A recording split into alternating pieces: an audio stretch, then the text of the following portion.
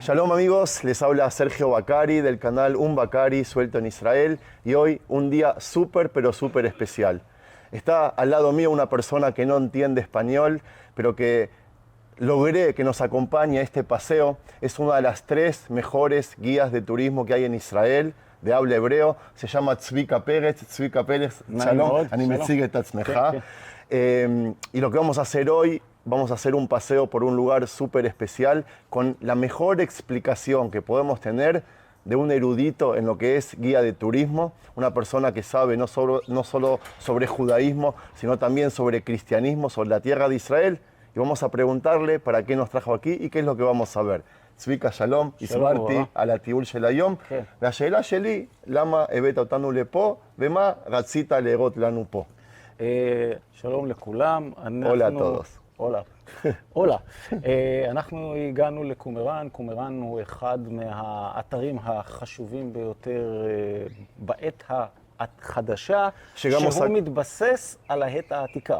Llegamos a uno de los sitios arqueológicos más importantes que hay en Israel, en la época contemporánea y moderna, que se basa... Uy, mira, tiré esta Hayot. כן, יש פה יעלים. Sí, vimos liebres cruzando por ahí, ciervos, perdón.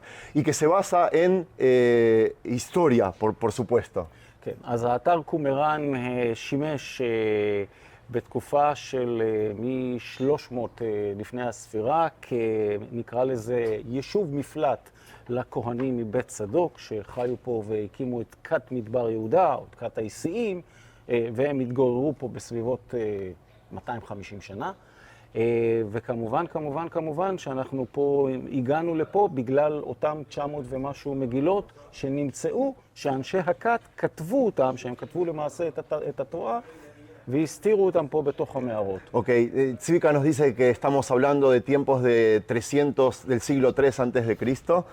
Acá vivió una secta o un grupo de gente llamados esenios, o como se los quiera llamar, que era una secta del judaísmo. Eran los descendientes de Bnei Tzadok, los hijos de Sadok, aquellos sacerdotes Kohanim que trabajaban en el templo de Jerusalén. Ellos escribieron escrituras, rollos pentateucos bíblicos. Más de 900 fueron encontrados en las cuevas de acá de Qumran y sobre eso vamos a basar nuestro paseo. Tzvika Lebasov, para terminar, le pregunto, ¿te da ver mayo al Natsrut? ¿Po? Le pregunto si va a hablar sobre cristianismo. בוודאי, אני המקום... אל תספר מה, כן או לא? כן. המקום הזה מתקשר כמובן ליוחנן המטביל, שיוחנן המטביל שהה פה במקום, הוא עבר פה איזושהי ועדת קבלה, שבסופו של דבר הוא החליט לפרוש, ועבר לא רחוק מפה לקסר אל יהוד, ושם אנחנו כבר נספר על מעלליו בהזדמנות אחרת. Vamos a hablar sobre Juan el Bautista, que estuvo aquí. Quiso vivir entre la gente. Para vivir acá se necesitaba pasar una serie de exámenes. Una vez que él los pasó, porque él era descendiente de sacerdotes, él mismo decidió dejar de vivir aquí y pasar a vivir a un lugar que está a 3 kilómetros de aquí, llamado Kasser el Yehud, que ya estuvimos ahí, aquel lugar donde él empezó a bautizar gente. Pero eso lo va a contar Tzvika dentro de este sitio arqueológico llamado Qumran. ¿Vamos? Vamos.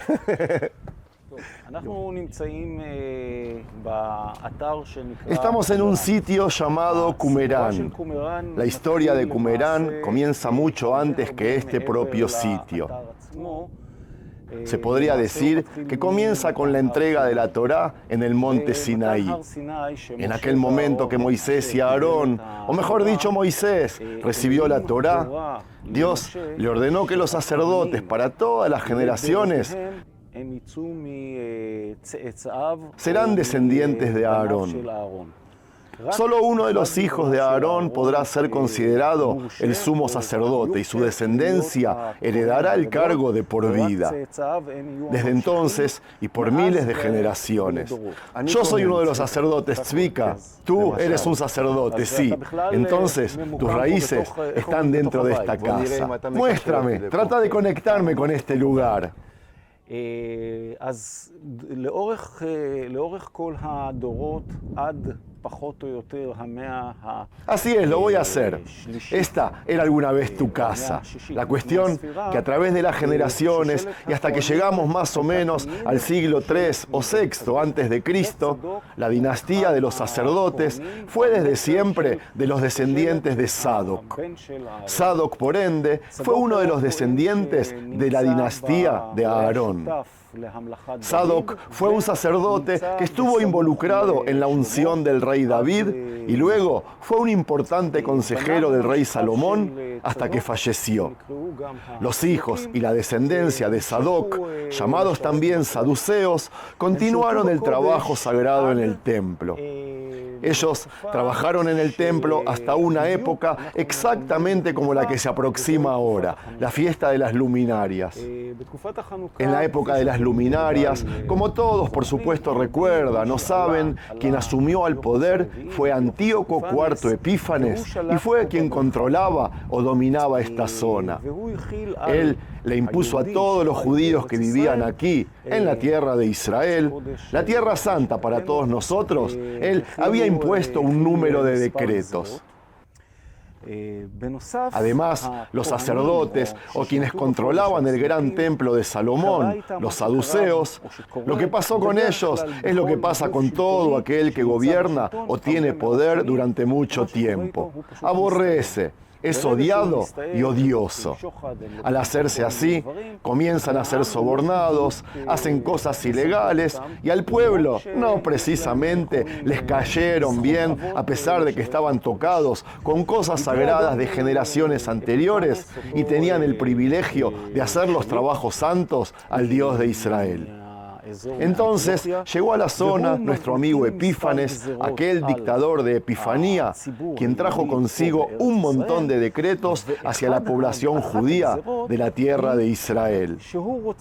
Uno de los decretos fue que si nosotros los judíos o en todo el mundo festejamos cumpleaños una vez al año, él quiso que le festejen su cumpleaños una vez al mes.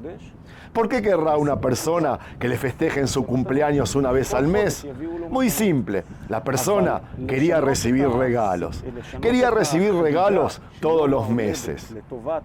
Para poder hacer que sus cumpleaños fueran una vez al mes, para poder recibir aquellos regalos, le pidió a los judíos cambiar el calendario que estaban usando los últimos 2000 años. Los saduceos, que se guiaban por el calendario solar, en el cual todo estaba dividido en 7 partes, las festividades, los días de reposo, todo iba de 7 en 7. No estuvieron de acuerdo en adoptar ese calendario, que era tanto solar como lunar, porque les cambiaba todas las fechas de las festividades de la Torá en la tierra de Israel como consecuencia de ese cambio de calendario. Paralelamente, subió al escenario histórico la dinastía de los Asmoneos, que si bien eran descendientes de sacerdotes, pero no de la dinastía de los sadoquitas. Lo que pasó como consecuencia de eso fue que el dictador griego vendió el trabajo del sumo sacerdote, aquel cargo, cambió el título, el cargo del sumo sacerdote, y se lo otorgó a sacerdotes menos importantes. A la vez, echó de la dinastía de los saduceos, de los sumos sacerdocia, o como se diga, que habían estado más de 1000 años, y los expulsó de Jerusalén.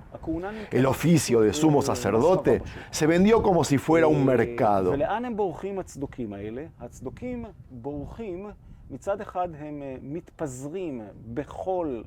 ¿A dónde huyeron esos saduceos? Muchos se dispersaron por todo el reino de Judea y un puñado de hombres descendientes del sumo sacerdote, no las familias, sino solo los sacerdotes, buscaron un refugio y llegaron exactamente aquí. Llegaron a esta zona, a Qumran.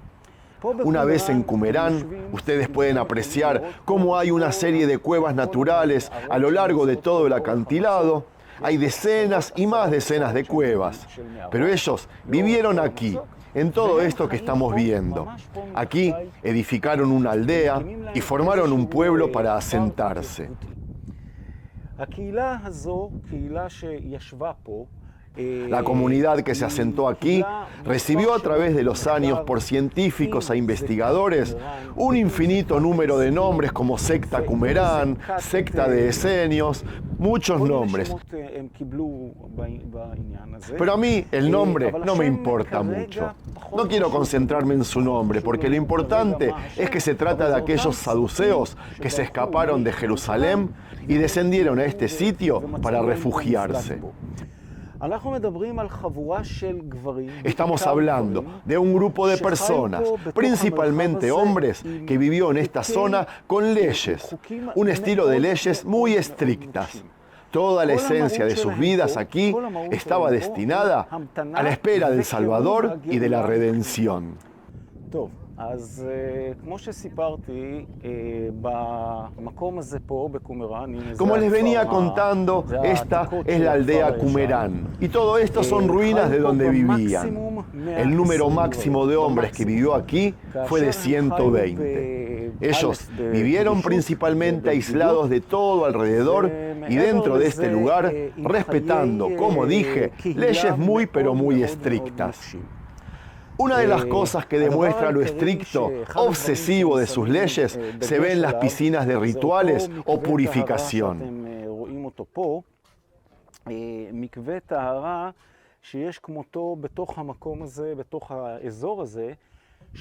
En este pequeño espacio se descubrió hasta ahora 13 piscinas de rituales, algo muy raro en medio del desierto y para tan poca gente.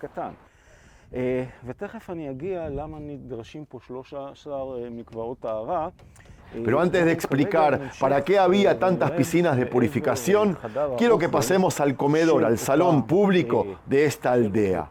En este sitio fueron descubiertas más de 1000 piezas para comer, utensilios de cocina, etc.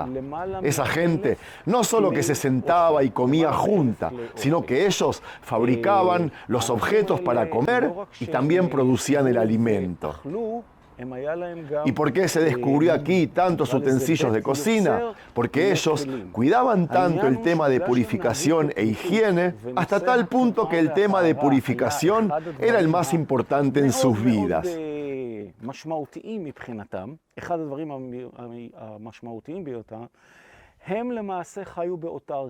En realidad, amigos, ellos vivían bajo un sistema de autarquía. Jamás se relacionaron con algo del exterior por temor a que los haga impuros. Y si ellos los podían impurificar, entonces ni siquiera comerciaban con gente de afuera o traían alimentos del exterior. Entonces ellos se autoabastecían con todo, producían todo en este mismo lugar.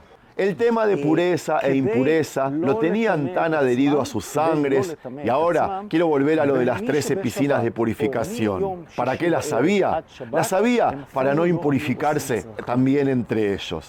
Y por darte un ejemplo extremo, desde que entraba el Shabbat y hasta que salía, es decir, viernes y sábado, ellos no hacían sus necesidades, no sacaban sus excrementos y se aguantaban hasta el final del Shabbat para no impurificarse. Esa es la razón por la que hay aquí 13 piscinas de rituales, para que todo el tiempo, en cada caso de duda de impureza, no haya contacto con el resto de hombres, porque si uno, por error, tocaba a un compañero de la secta, debía ir corriendo a purificarse. Para resumir, aquí habitó un grupo de gente con una agenda muy significativa y todo con la esperanza de traer al mundo la redención. Redención para ellos era una guerra entre los hijos de la luz y los de la oscuridad. Mientras que ellos eran los alumbrados, los hijos de la luz, aquellos que habían recibido el sacerdocio de Dios contra los oscuros, los sacerdotes asmoneos, que estaban asentados en el gran templo de Herodes. Si nos preguntamos científicamente si aquí solo habitaban hombres, la ciencia aún no tiene respuesta. Detrás nuestro hay un cementerio en el cual se encontró no solo restos de hombres, ya que también huesos de mujer y un número de huesos también de niños. Un tema no resuelto por la ciencia si aquí habitaron solo hombres. Mientras hubo la guerra contra los romanos y cuando esta gente sintió que los romanos estaban cerca de llegar y conquistar este sitio, ellos se sentaron y escribieron toda la Biblia hebrea sobre pergaminos, sobre rollos. Los pergaminos que ellos escribieron los enterraron, los escondieron dentro de jarros de cerámica herméticamente cerrados y ocultaron esos jarrones entre las decenas de cuevas que vemos en las montañas. Como dijimos, en todo el acantilado hay decenas de cuevas y esas vasijas de cerámica estaban escondidas, ocultas dentro de las mismas por temor a que los romanos destruyan todo aquello que habían escrito. Y allí permanecieron cerradas y selladas casi 2000 años.